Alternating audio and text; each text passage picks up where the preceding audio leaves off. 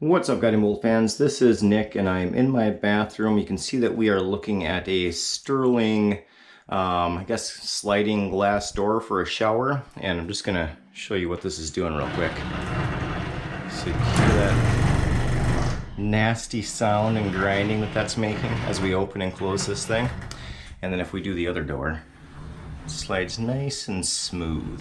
So what I think the problem is there is a guide down here. I don't know if you can see it from that angle, but if we look right there, there's a guide that holds this in place, and you can see that this inside door is kind of sliding right on top of it.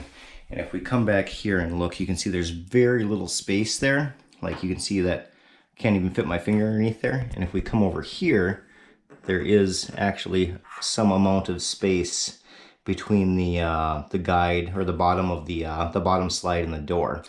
So what I'm hoping to be able to do is up here, there is, you can see there's 3 little screw holes right there. I'm hoping that I can take this top panel off and then adjust that screw and bring it up so that way it's sitting on the top one instead on both sides, and then that way hopefully give it a little more clearance. So that's what I'm going to attempt to do to see if we can fix this.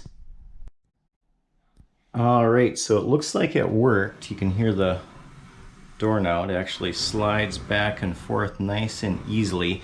I pointed at the wrong one up here though, so if I would have put it on the top one, that would have obviously lowered the door down. I put it on the far back one. So this is a little off center, but you can't really, you can't really see it anyways unless you're up underneath there looking.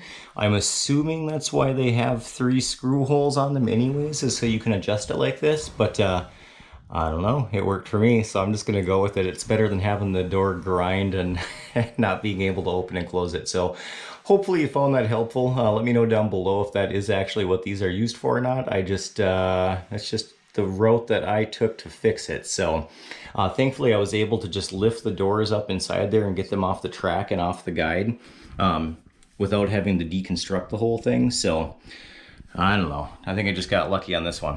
Anyways, thanks for watching. Catch you in the next video. Bye.